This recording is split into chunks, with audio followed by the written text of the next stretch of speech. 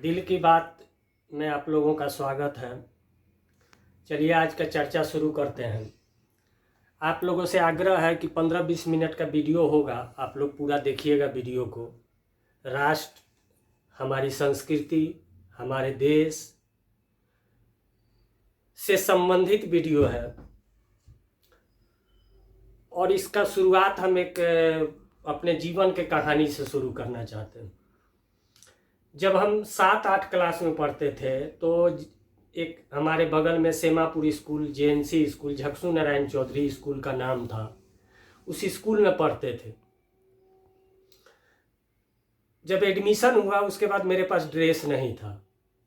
पहला दिन मास्टर साहब ने कहा कि ठीक है ड्रेस सिलवाओ। सिलवाने दिए, लेकिन किसी कारणवश 4 दिन 5 दिन लेट हो गया। फिर टाइम लिए, टाइम पर फिर उस दिन हम 2-3 दिन का समय लिए, फिर ड्रेस नहीं पहन कर गए। उस दिन जो मार लगा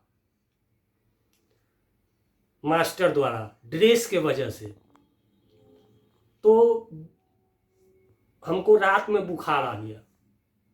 तो हम ये बात क्यों कह रहे हैं? इस बात को ये कहना चाह रहे हैं कि एक आज से 30 वर्ष पहले जो हिंदुस्तानी कल्चर है, जो यहाँ की संस्कृति है, ये सभ्यता है, वो चीज़ जब हम स्कूल में जाते थे तो हम मास्टर साहब को, अपने शिक्षक को एज ए गुरु के तौर पर देखते थे। और प्रत्येक स्कूल, चाहे अभी भी कॉन्वेंट स्कूल है, उसका एक ड्रेस कोड होता है जिसको फॉलो करना। हमारे आसपास जहां हम रहते हैं वहां भी आसपास में कई सारे स्कूल हैं, सबका ड्रेस कोड अलग है। अब हम ये चर्चा क्यों किए? ये चर्चा इसलिए किए कि एक घटना तमिलनाडु की शायद है।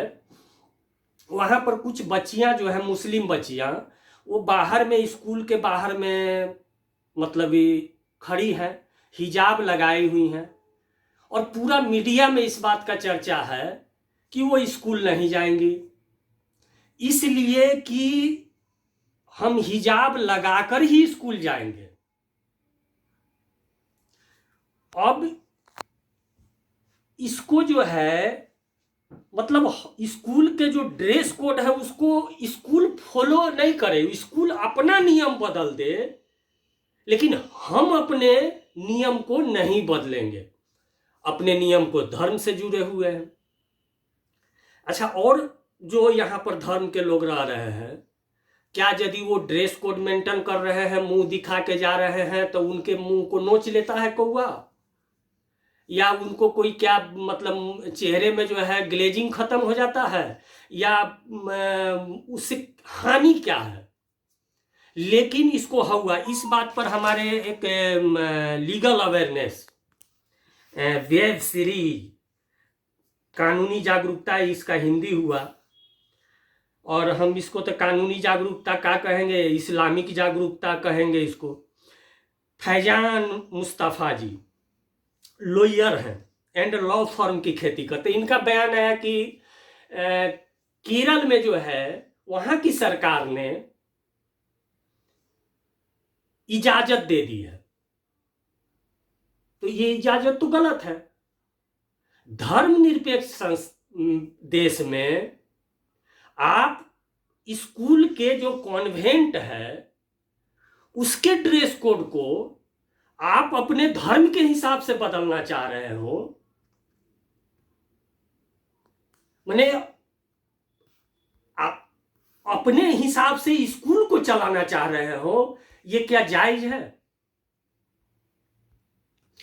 इसी सब बातों से आज जो है भारत में इतनी सारी समस्या खड़ी हो गई है। पहले गुरुकुल होता था, जो सभी लोग जाते थे एक तरह से, चाहे धनी हो अमीर हो, एक ड्रेस कोड होता था। यहां तक कि कृष्ण जी भी गए थे तो सुदामा के साथ चना का जो है भिगोया हुआ चना खाते थे स्कूल में, गुरुकुल में। लेकिन आप लोग को तो ड्रेस कोड से कोई मतलब है नहीं। अब पता नहीं इस्लाम को इससे क्या समस्या खड़ा हो जाता है कि ड्रेस कोड।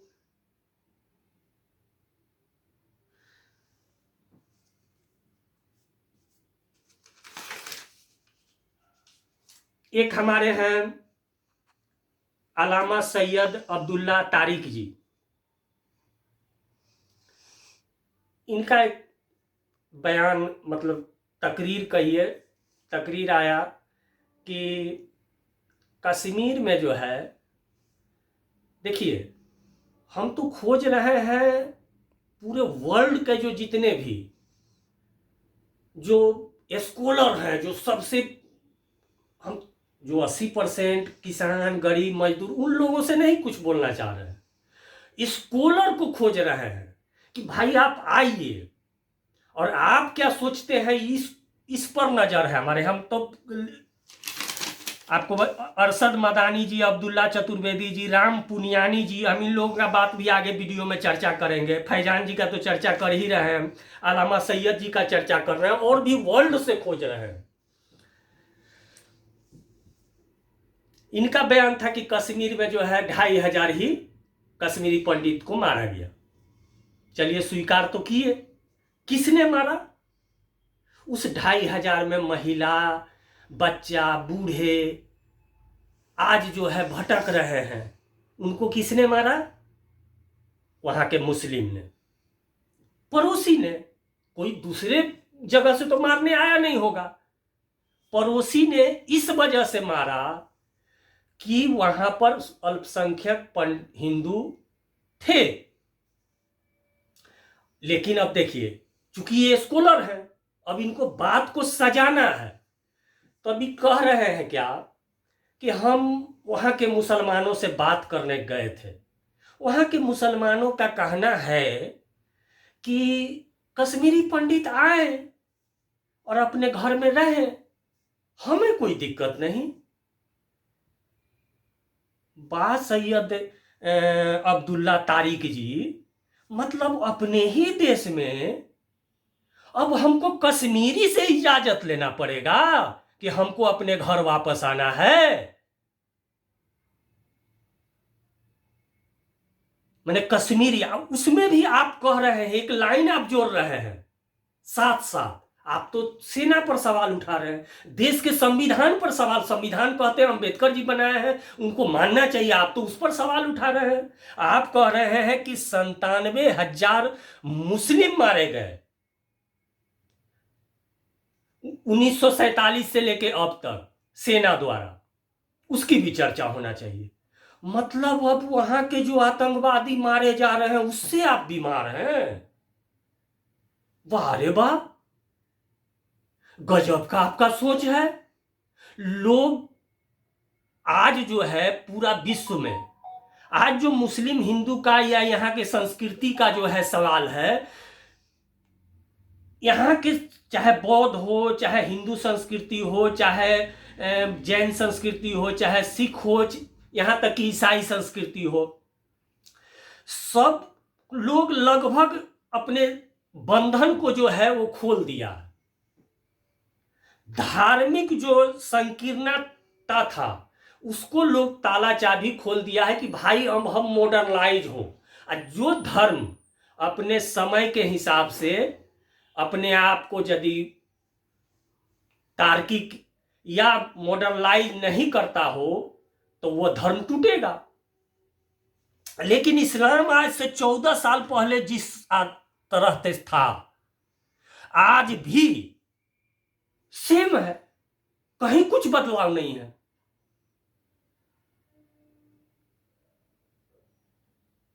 और लोग आपसे क्यों नहीं डरे, यहां के संस्कृति वाले? केरल में आप सरकार वहां झुक गया, इसलिए कि वहां मुस्लिम मेजोरिटी है, वहां बीजेपी का सरकार नहीं है, तो सरकार को झुकना पड़ा। कश्मीर में पंडित को इसलिए भगाया गया कि वहां मुस्लिम मेजोरिटी है। तो आप तो देश में मेजोरिटी में आ जाइएगा, आपकी संख्या बढ़ जाएगी। अभी तो आप कम हैं, तो गांधी जी, अंबेडकर जी, हाय संविधान। मौलाना साहब याद रखिए, गांधी जी, अंबेडकर जी और संविधान को मानते हुए इस्लाम को सेकुलर बनाएंगे। यदि इस्लाम सेकुलर नहीं होगा, भारत का 21 करोड़ मुसलमान, तो 100 करोड़ हिंदू सांप्रदायिक हो जाएंगे। आप कह रहे हैं कि वेद में लिखा हुआ है कि जर्जिस अंसारी जी भी कह रहे थे, आप भी कह रहे हैं कि हिंदू संस्कृति में जलाना उचित नहीं है। चलिए, आपका क्वेश्चन है, जायज है। मतलब जो हम लोग की संस्कृति में दफनाना है वो ही सही है। इससे आपने तर्क दिया, हालांकि जर्जिस अंसारी जी तर्क नहीं दिए, आप चूंकि कुछ ज्ञानी ज्यादा हैं आप, तो आपने तर्क दिया कि इससे वन का जो है, जो लकड़ी काटा जाता है और विश्व में जो ये जलाने की प्रक्रिया है, इससे जो है वन, हमारी जो हरियाली है, नष्ट हो रहा है। हम भी एनालिसिस किए कि भाई आखिर कौन चीज सही हो। ठीक है, धर्म में जलाना हो या दफनाना हो, दो ही प्रक्रिया होता है। पारसी में थोड़ा सा अलग प्रक्रिया है, उन लोग जो है अपने मचान पर रख देते हैं। ठीक है, अब ये दो बात बची, आपकी बात को हम गलत ठहरा देंगे। अब बताते हैं कैसे, किस तर्क के आधार पर। पूरे वर्ल्ड में जो आप दफनाते हैं, यदि पूरे वर्ल्ड के कब्रिस्तान को, क्षेत्रफल को, सिर्फ हमारे कटिहार में, एक जिला में, हमारे शहर में, एक छोटा सा टाउन है, उस शहर में आज 10 एकड़ की जमीन पड़ती है, जहां पर 30 लाख रुपया कट्ठा जमीन, 40 लाख 50 लाख रुपया कट्ठा जमीन है, 10 एकड़ जमीन कब्रिस्तान के लिए पड़ती है। और पूरे वर्ल्ड का यदि कब्रिस्तान को जोड़ दिया जाए तो उसका क्षेत्रफल होगा पाकिस्तान और बांग्लादेश के क्षेत्रफल के बराबर नहीं आए। आप जोड़ के देख लीजिएगा, पूरे वर्ल्ड के कब्रिस्तान को यदि जोड़ दिया जाए। और जो इस क्षेत्रफल में, भारत और पाकिस्तान के क्षेत्रफल में जितना उपज होगा, जितना फसल होगा, उससे पूरे अफ्रीका महादेश को 3 महीना का भोजन दिया जा सकता है। ये जमीन तो आज पड़ती है। हमारे सिद्धांत में यह है कि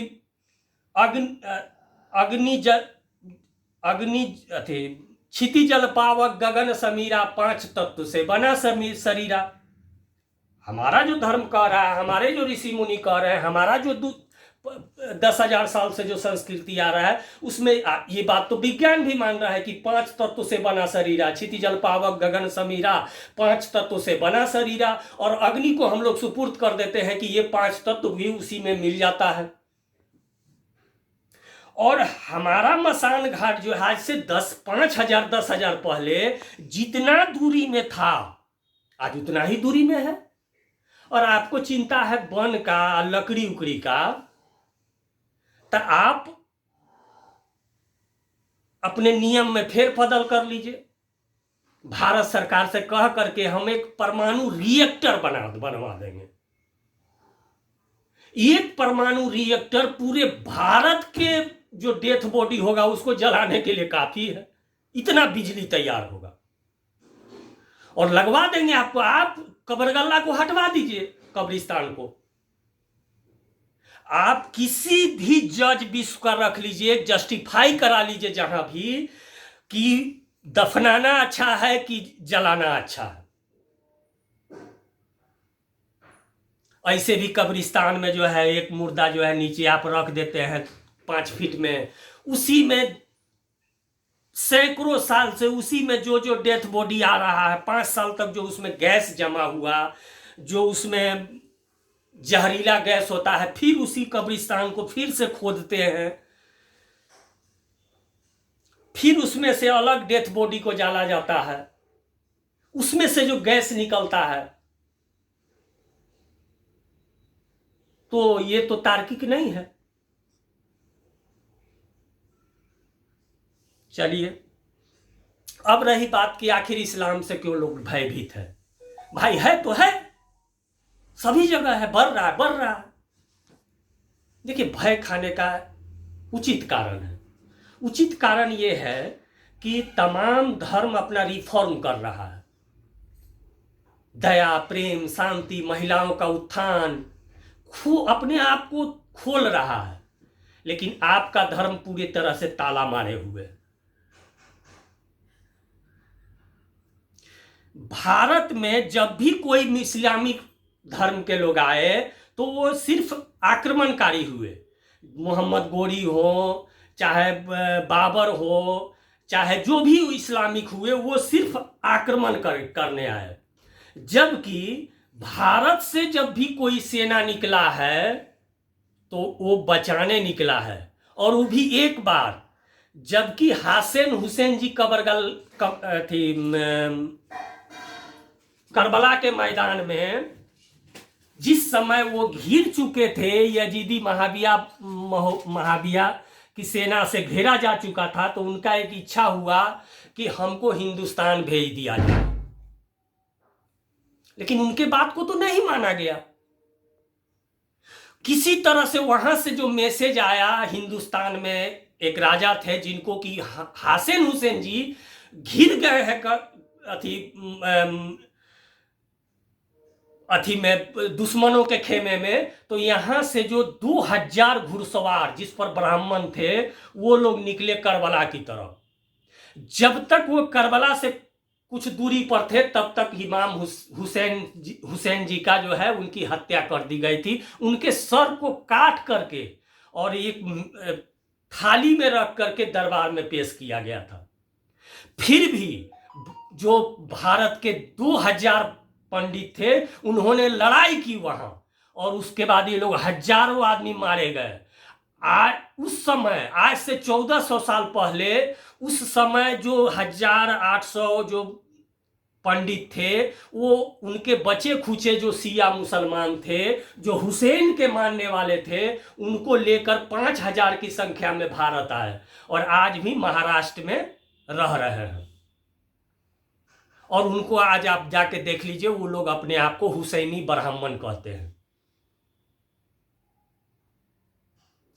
आप कहते हैं कैसे नहीं लोग डरे? अंग्रेजों का शासन हुआ, कह रहा है लोग अंग्रेजी का शासन हुआ, लूट हुआ, ये हुआ वो हुआ। शासन तो आपका भी 200-300 साल रहा। हम एक उदाहरण देते हैं जो धार्मिक आधार पर शासन हुआ, जिसमें जजिया कर लगाया गया। हिंदू अपना धार्मिक स्थल पर जाएगा तो उसको जजिया, धर्म यात्रा, तीर्थ यात्रा पर जाएगा तो जजिया कर लगाया जाएगा। ये तो आपके इस्लामिक राजा ने लगाया। हालांकि अकबर कुछ दिन के लिए हटा दिए, फिर औरंगजेब ने लागू कर दिया उसको। तो इस सब बातों से आज जो 56 कंट्री है, 84 आतंकवादी संगठन है जो अफगानिस्तान में हो रहा है, तो सभी देश डर रहा है। और जो आपका स्कॉलर यहां इंडिया में कर रहे हैं, इससे भी डर रहा है लोग, और डरना स्वाभाविक है।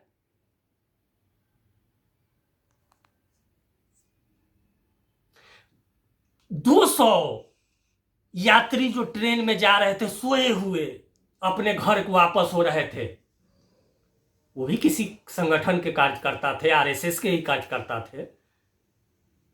उसको जला के मार दिया गया। इसकी चर्चा आप लोग एक बार भी नहीं करते हैं। लेकिन उसके बाद 1300 आदमी का हिंसा हुआ, जिसमें हिंदू और मुसलमान का दंगा हुआ, उसकी चर्चा विदेशों तक होता है।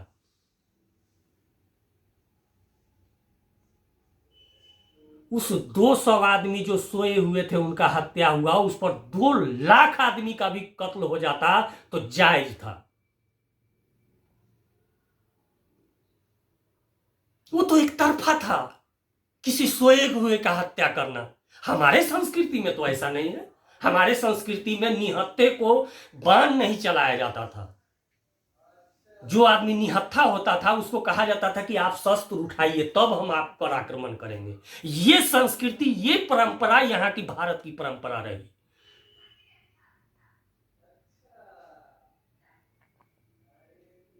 कितना मिनट का वीडियो? आज to be continue, stay.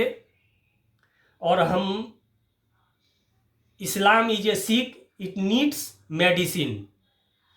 Note mercy. Islam बीमार है, इसे दया नहीं दवा की जरूरत है। इन्हीं शब्दों के साथ अपनी वाणी को विराम देने से पहले हम 5 बात जिससे इस्लाम सारे धर्म के लोग सुखी संपन्न यहाँ रहेंगे, कोई झमेला नहीं होगा, कोई भी दिक्कत नहीं होगा, और ये तमाम जो मेरा मांग है ये इस्लाम को भी मान लेना चाहिए, मुसलमान को भी मान लेना चाहिए, कहीं कोई दिक्कत नहीं है। जनसंख्या नियंत्रण कानून, 2 बच्चा नहीं 3 बच्चा कीजिए, लेकिन कानून बनाइए, 3 बच्चा पर कानून बनाइए 10 साल देखा जाए उस पर कि जनसंख्या की स्थिति क्या होता है। और हम तो कहते हैं कि आप लोग इस पर एक बयान तो दीजिए, हम जो क्वेश्चन कर रहे हैं, हम तो आपके बात का हर बात का जवाब दे रहे हैं, लेकिन आप लोग तो मेरे बात का एक भी जवाब नहीं दे पा रहे हैं। जनसंख्या नियंत्रण पर आपका इस्लाम क्या कहता है इस पर तो बोलिए, और ये तमाम भारत के सभी 130 करोड़ के लिए लागू होगा, सिर्फ आपके लिए तो होगा नहीं।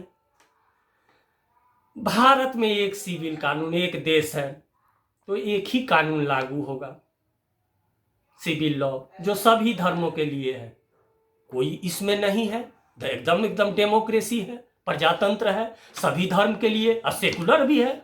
एक देश एक कानून, एक देश एक शिक्षा नीति जरूरी है, सभी धर्म के लिए एक शिक्षा नीति हो रहा है। अब हमारे मौलाना जर्जिस जी कह रहे हैं कि भाई मदरसा बंद हो जाएगा तो मुसलमान समाप्त हो जाएगा। भाई कैसे समाप्त होगा मुसलमान? हाँ, कुछ मौलाना मौलवी जो अपना जो गुमराह करने वाला जो प्रवचन देते रहते हैं, जो तमाम मुस्लिम जो गरीब मजदूर किसान हैं, जो सीधे साधे हैं, जिनको धर्म के बारे में आइडिया नहीं, उसको भटकाते रहते हैं, वो चीज़ खत्म हो जाएगा। जो पुरानी परंपरा चली आ रही है उसमें रिफॉर्म नहीं होगा, और इनकी जो रोजी रोटी है वो चलते रहेगी।